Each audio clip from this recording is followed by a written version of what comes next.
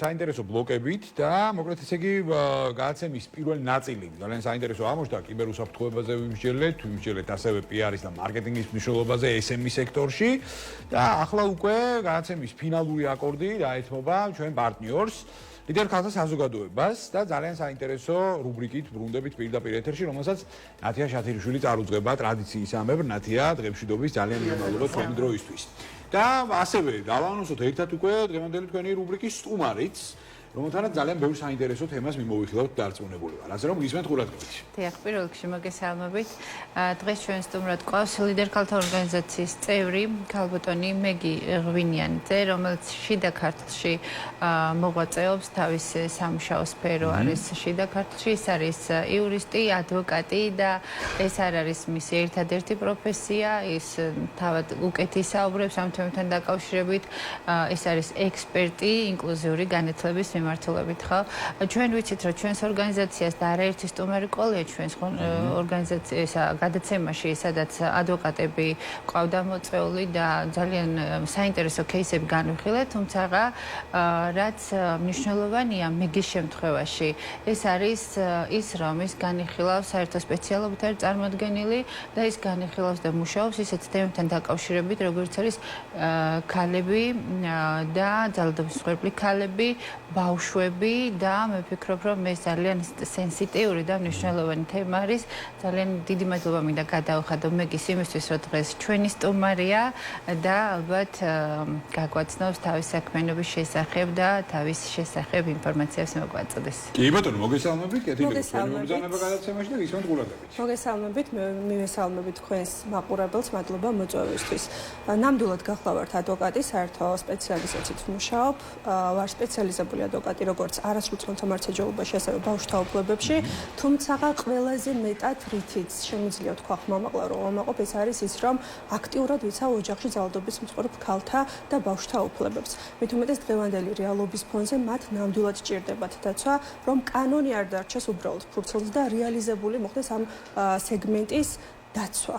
თვითონ ქალბატონებმაც უნდა ეკრძნონ, რომ მათ გვერდით არის ქალბატონი, ანალოგიურად რომ მოგეხსენებათ ასეთი დაზარალებული მსხვერპლი ქალბატონების ფსიქოემოციური მდგომარეობა არის უმძიმესი და მათ სჭირდებათ აუცილებლად ის გარანტი, რა გარანტითაც ისინი უკვე სამართლებრივი მექანიზმებით შეძლებენ თავიანთი უფლებების, დარღვეული უფლებების დაცვას.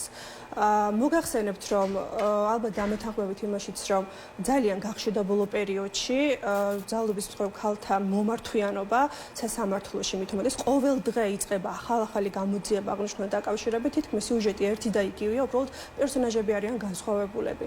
სამწუხარო არის ის, რომ სახელმწიფო ჯერ კიდევ ვერ უზრუნველყოფს იმ ფაქტს, რომ ეს გარკვეული სახის დისკომფორტი, რასაც ქვია ძალადობა საზოგადოებრივად აღმოიკვეთოს, ვფიქრობ ეს განპირობებული არის სწორედ იქიდან გამომდინარე, რომ საკანონმდებლო ჩარჩოში არ ვართ საკმარისად მოქცეულნი, რადგან მოგეხსენებათ, რომ ოჯახში ძალადობა ეს არის ნაკლებად მძიმე დანაშაული და მით უმეტეს პირი, რომელიც არის მოძალადე და მით უმეტეს რომელიც განგრძობითად ახორციელებდა ყოველთვის ოჯახში ძალადობას, ქალს ძალადობას, ის ფიქრობს, რომ თუ მისთვის პირველი შემთხვევა ცხადია და მანამდე სამართლები არ ყოფილა, ის ფიქრობს, რომ მოდი ბოლოჯერ დავალაგებ ოჯახში სიტუაციას, ვიძალადებ ქალბატონზე და არა უშავს 6 თვე შევალ მე ციხეში და გამოვალ მალევე.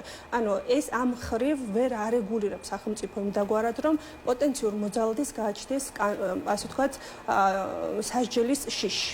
ანუ თქვენ ფიქრობთ, რომ უნდა გამკაცრდეს სასჯელი ბოდიში? არა, ნახე, პირიქით ბოდიში, დანეთ. ანუ ფიქრობთ, რომ უნდა გამკაცრდეს ამ მიმართულებით ეს? დიახ, აუცილებლად უნდა გამკაცრდეს და არა მხოლოდ სასჯელი უნდა გამკაცრდეს, არამედ კრიზისულ ცენტრებში მოგეხსენებათ, რომ არსებობს საქართველოში არის სულ 5 ქალაქში კრიზისული ცენტრი, თბილისი, გორი, რუსთა, მარნეული, ასე ვთქვათ, ქუთაისი და ოზურგეთში. თუმცა ეს კრიზისული ცენტრებიც ვერ ფუნქციონირებს იმდაგვარად, რომ რეალურად ძალადობის მსხვერპლი ქალები ბოლომდე მიყვნენ თავიანთი უფლებების დაცვას და რეალიზებას. ანუ რას გულისხმობ? მოგეხსენებათ, რომ რამოდენიმე თვით შეუძლიათ ოჯახში ძალადობის მსხვერპ ქალებს კრიზისულ ცენტრებში გადასვლა, მათ აქვთ იქ უფასო საცხოვრისი, უფასო კვება, უფასო ფსიქოლოგის მომსახურება, იურიდიული კონსულტაცია, მაგრამ რა ხდება იმ რამოდენიმე თვის შემდეგ? ეს არის ძალიან სერიოზული პრობლემა. მეგი კითხვა მინდა დაგისვა, ისეთი, რომელმაც შეიძლება ჩემზე ძალიან დიდი აგრესია წამოვიდეს და ესე ვთქვათ, მით უმეტეს ლიდერ ქალთა ორგანიზაციის ხელმძღვანელი ვარ და თუმცა ამისთვისაც მზად ვარ, მაგრამ ლოგიკური კითხვა მაქვს, ვფიქრობ. აი თქვენი кейსებიდან გამომდინარე, თქვენ როგორც ადვოკატი, იურისტი და გამოცდილებას ვითვალისწინებთ ცხადია. ხომ არ ფიქრობთ, გქონიათ ისეთი შემთხვევა, როდესაც შეიძლება ყველა შემთხვევაში მამაკაცი არ იყოს დამნაშავე, ყოველთვის ყველა შემთხვევაში მამაკაცი არ იყოს შეიძლება დამნაშავე და გქონიათ ესეთი შემთხვევა, რომ ქალი იყოს ინიციატორი იმისა, რომ მოხდეს განხეთქილება და შემდეგ მიეცეს ის მიმართულება, რაც მიეცემ. ანუ აი მსგავსი შემთხვევები როგორ ფიქრობთ, ან არ გქონიათ, ან არ გიფიქრიათ ამაზე, რომ შეიძლება ხანდახან ქალებიც ვაშავებდეთ და ქალსაც ქონდეს რაღაც ინიციატივა გამოიჩინოს იმისა და ბიძგი გააკეთოს, თუნდაც ხო მესმის რა თქმა უნდა. უნდა ზამთრის ზალადობის წინაპირობა. ხო, რა თქმა უნდა, რა როგორ ესეთი кейსი არ გქონიათ? დაგეთანხმებით მე რა თქმა უნდა არ რა თქმა უნდა მაგრამ მაინც მაინტერესებს კი რა თქმა უნდა ცხადია დაგეთანხმებით რომ ნამდვილად სენსიტიური საკითხია მე თუმცა ეს აღნიშნავ კიდევ ერთხელ რომ ძალიან ბევრი მსხვერპლი ქალბატონი არის დღეისობით და მით უმეტეს ისინი არა მხოლოდ ისინი ვინც მივიდნენ შესაბამის მექანიზმებამდე უფლებები და თუნდაც არამედ ისინი ვისაც ჯერ არ უთქვამს რომ არიან ოჯახური ძალადობის მსხვერპლი აღნიშნულ საკითხში იცით სამწუხაროდ ვერ დაგეთანხმებით და რატომ როგორ ინიცირებაც არ უნდა მოახდინოს ქალბატონმა, მამაკაც არ აქვს უფლება, რომ მასზე უფლება რომ არ აქვს და ძალადობის გამართულება არ აქვს, ამაზე არ ვდაობთ, ამას არც განვიხილავთ. ცალსახად მე ვკითხულობ რას, იცით, რამდენად გქონიათ შეხება, რომ შეიძლება ინიციატორი იყოს ქალბატონი. ამაზე მაქვს საუბარი, ამაზე ამას აღარ ქალბატონს განეხორციელებინა ძალადობა? ხო, ანუ არა, ძალადობა განეხორციელებინა, მაგრამ ინიციატორი თუნდაც იმ პრობლემის წარმოქმნის ყოფილიყო ქალი. აი ამას გულისხმობთ, რომ ძალადობას გამართლება არ აქვს. ჩემთან ყოველთვის მოდიან ისეთ ქალბატონები, რომლებსაც უბრალოდ სხვა განწასასვლელი არ აქვს. მოდი ახლა ეს საზოგადოებაც რო არ შევიყვანოთ შეცდომაში, იმიტომ რომ ჩვენ აბსოლუტურად სხვა ტრაექტორიით ვსაუბრობთ, ახლა რა თქმა უნდა, არც ერთ შემთხვევაში ახლა ძალადობას ვინც არ უნდა იყოს ინიციატორი, გამარჯვება აცალსახად არ არის. ამიტომ ახლა თან ეს სოციალური თემა, სოციალურ სამართლებრივი თემაა და ეს არ არის მაინც ჩვენ ბიზნეს გადაცემის ძლიერი მხარე, ამიტომაც მე უფრო ვკითხავთ, აი ნათია თქვენ ნებართვით სხვა საკითხს შემოვიდან აბსოლუტურად ეს პრობლემა არის კიდევ ერთხელ და ეს პრობლემა უნდა აღმოიფროს უპირველეს ყოვლისა ცნობიერებით და შესაბამისად ის რომ ნებისმიერი მოძალადე უნდა დაისაჯოს ეს არის ფაქტი აპრიორი და არანაირი წინა პრეისტორიას აზრი არ აქვს საერთოდ ეს არის ფაქტი და მოცემულობა და დიდი დახილის ნიშანი ბოლოს ეხლა რაც შეეხება თვითონ აი თქვენ ახსენეთ ქალბატონები და მე უფრო მინდა შემოვიტანო ცოტა ბიზნესურ სამეწარმეო კომპონენტი ზოგადად აი ინკლუზიურობის და მათ შორის აი სამართლებრივი კომპონენტი. აი უყურეთ მიმოხდებით ეხლა რას გულისხმობ. აი ჩართულობა მაგალითად ქალბატონების. ხო ეხლა სხვადასხვა ბიზნეს რაპორტებში ხშირად ვკითხულობ ხოლმე რომ აი მაგალითად პირობითად ანაზღაურების ნაწილი შენ შემთხვევაში მამაკაცების სასარგებლოდ უფრო მაღალია ვიდრე ქალბატონების შემთხვევაში. დასაქმების კოეფიციენტი თუნდაც იგივე რეგიონებში და ასე შემდეგ, ანუ ქალბატონების დასაქმების კოეფიციენტი შედარებით დაბალია და ასე ეს ჩემი სიტყვები არ არის, ეს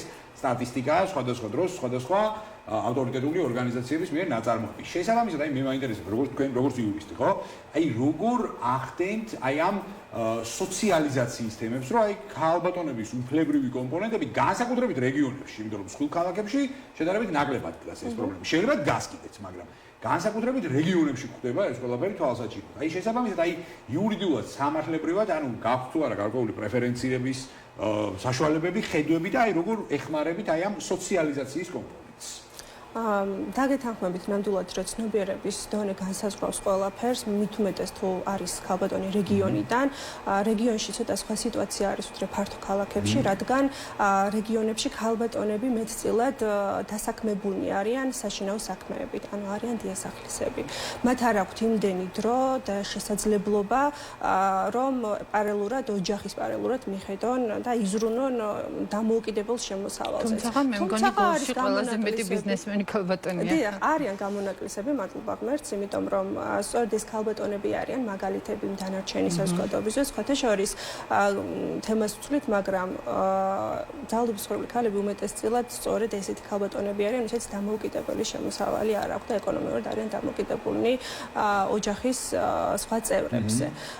თუმცა ხა ცდილობენ, კიდევ ერთხელ აღვნიშნავ, ცდილობენ ყველას შესაძლებელია რეალიზება უმაღლესი განათლებიდან ვერ მოახდინეს, მაგრამ არის არის უამრავი პროფესიული გადასამზადებელი ცენტრი, რომელიც უზრუნველყოფს ესეთი ქალების მაქსიმალურ ჩართულობას რეგიონში. რომ რეგიონში თავისი როლი მოირგონ და თავისი წვლილი შეიტანონ განვითარებაში რეგიონის. ხო, ну ეს აუცილებელი კომპონენტია. საკმაოდ ისეთი ხარ, რასაც ქალბატონი მეგი საუბრობს, იყო ესეთი ძალიან კარგი არასამთავრობო ორგანიზაცია, რომელმაც ჩვენ ბიზნეს აკადემიას გორის ფილიალს მოგცა ეს кейსები და ჩვენ გადავამზადეთ და ისინი უკვე წლები 6-7 წელია გადამზადების შემდეგ ჩვენთან მუშაობენ. ეს დაახლოებით 12 ადამიანი, მიუხედავად იმისა, რომ წლებია და საკმაოდ მორგებულები არიან, თავიანთი შემოსავალი აქვთ და საკმაოდ სწორ გზაზე დგანან და ეს ჩართულობა მე ვფიქრობ ესეთი ორგანიზაციებისგან საკმაოდ უნიშნელოვანია მათი სამომავლო გეგმების და ცხოვრების გზის შეცვლისთვის. ხო, აი ხა ძალიან საინტერესო ასპექტი გააკეთა, ეთახმები ნათია აბსოლუტურად. აი მეგი მახსენა ძალიან მნიშვნელოვანი ნაწილი, ხა ეს ლინკი მინდა ზუსტად გადავიტანო სამეწარმეო და ეკონომიკურ ნაწილში, რომ აი ზოგადად თვითკმარობა და როდესაც ამ შემთხვევაში არსებობს ინდივიდუალური შემოსავალი, როდესაც ამ შემთხვევაში ადამიანს აქვს თავისი პირადი შემოსავალი და ამის შემდეგ აი მერე უფრო და უფრო ცირდება მანკიერებები. ზოგადად რაც მე ზოგადად ძალადობით შეიძლება იყოს დენომინირებული და ამის შემდეგ. ამიტომაც კიდევ უფრო მოუწოდოთ ჩვენ საზოგადოებას, რომ აი რაც შეიძლება მეტი ქალბატონი იყოს ჩართული სხვადასხვა ბიზნეს და ეკონომიკურ პროცესებში. ეს ძალსახად ესეთი მოცემულობა. მე ერთი კითხვა მინდა დავსვა კიდე, აი სამართლებრივად არსებობს თუ არა გარკვეული აი ბერკეტები, მაგალითად, საბოლოო ჯამში აი ეკოსისტემის სტიმულირების კუთხით, აი როდესაც მაგალითად ძალიან ბევრმა სახელმწიფო პროექტმა მიიღო პირობითად ქალი მეწარმეების სტიმულირების კამპანიები, ჩვენ მართალია ცოტა დაჩაგრულად ვიგზენით თავ მაგაცება ამ შემთხვევაში, მაგრამ როცა არსებობს რაღაც დისბალანსები, აუცილებელია ეს ხუმრობით რა თქმა უნდა, მაგრამ აუცილებელია ესეთ ტიპის წამახალისებელი პრეფერენციების ჩადება, თუნდაც ფინანსებზე ხელმისაწვდომობის კუთხით, თუნდაც იგივე ჩართულობის კუთხით და ასე შემდეგ და ასე შემდეგ. აი მე მაინტერესებს თქვენი მოსაზრება, როგორც იურისტის, აი დღეს ქვეყანაში არსებული სამართლებრივი ჩარჩო რამდენად აძლევს შესაძლებლობას ქალბატონებს წარმოაჩინონ საკუთარი სამეწარმეო შესაძლებლობები, ჩაერთონ სხვადასხვა პროგრამებში და ასე შემდეგ. ნამდვილად აძლევს შესაძლებლობას გავიხსენებდი მოგეხსენებათ რომ ოკუპირებულ ტერიტორიებს მიმდებარე სოფლებში განსაკუთრებულად სჭირდებათ და მით უმეტეს ქალებს სიძლიერე, აქედან გამომდინარე სახელმწიფომ ძალიან ბევრი პროგრამა შესთავაზა ასეთ ქალბატონებს, რომ ბიზნეს იდეა განეხორციელებინათ, გასჩენოდათ რაიმე სახის იდეა, რომელიც იქნებოდა საინტერესო და საინტერესო პროდუქტს შესთავაზებდნენ საზოგადოებას და ბევრჯერ მოიპოვეს ასეთმა ქალბატონებმა, ძლიერმა ქალბატონებმა დაფინანსება სახელმწიფოსგან. სხვათა შორის აქვე აღნიშნავ, რომ ოკუპირებულ ტერიტორიებს მიღმა ჩვენც გვაქვს სოფელი და ერთხელ მეც გავხდი ასეთი პროექტის ბენეფიციარი. ანუ ავიღე ის დაფინანსება, რა დაფინანსებაც იმ ეტაპისთვის სახელმწიფომ ჩათვალა საჭიროდ, რომ უნდა განხორციელებულიყო და სისრულეში მოგვეყვანა ჩვენ ეს გეგმა, რაც შევიმუშავეთ კონკრეტული ორგანიზაციასთან ერთად. სანდრო, თუ დრო გვაქვს ძალიან მინდა ვკითხო ინკლუზიურ თემებთან დაკავშირებით, იმიტომ რომ დღესდღეობით ძალიან აქტიურია და ამ ეტაპზე ამ მოცემულობით ყოველდღიურად ჩართული ვარ ამ თემების დამუშავებაზე და ხვდები ძალიან ბევრ წინაღობას.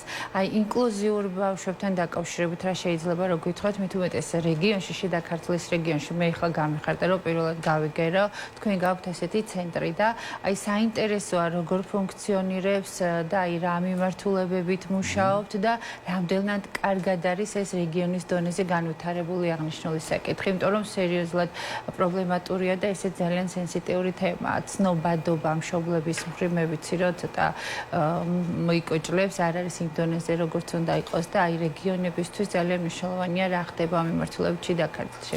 დიახ, ჩვენ გვაქვს ორგანიზაცია ინკლუზიური განვითარების და განათლების პლატფორმა, რომელიც ორიენტირებული არის სრულად ახალგაზრდების ცნობიერების დონის ამაღლებაზე. ჩვენ განვახორციელებთ არაერთი პროექტი, რამაც საშუალება მისცა ამ ახალ ფენას, ახალ თაობას, რომ ერთმანეთთან უფრო მეტად ყოფილიყვნენ ურთიერთობაში შესულნი, გაიგოთ ახალი ინფორმაციები მიმდინარე მოვლენებთან დაკავშირებით, ცოდნათ როგორ უნდა იცოთ საკუთარი უფლებები და თავისუფლებები და ყოფილიყვნენ მაქსიმალურად მაქსიმალურად მეტად ჩართული სამოქალაქო ცხოვრებაში. ალბათ, დიახ. ეს არის შეზღუდული შესაძლებლობების მქონე პირებთან დაკავშირებით საუბრობთ ამ შემთხვევაში. არა, ახალგაზრდებთან. ზოგადად, მხოლოდ ახალგაზრდებთან და არა შეზღუდული შესაძლებლობების თუმცა მქონე ჩვენ პირებთან. დისკრიმინაციას არ ვახდენთ ცხადია და დაინტერესება თუ წამოვა ასეთი პირიქით მივესალმებით. პირიქით მივესალმებით ყოველთვის. კი ბატონო. კი ბატონო, ძალიან დიდი მადლობა საინტერესო საუბრისთვის.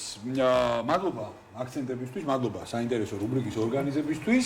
გადაცემა მონეტიზაცია გემშვიდობებად ორ შაბათამდე, თუმცა ჩვენ ხვალ ერთმანეთს შევხვდებით გადაცემაში შენობით ბიზნესთან. ჩვენი ყოველკვირეული სატელევიზიო ბიზნეს ჟურნალის მორიგი ეპიზოდის სტუმარი იქნება IN Group-ის დამფუძნებელი ბატონი ბაატა კოკაია, ასე რომ დარჩით ჩვენთან.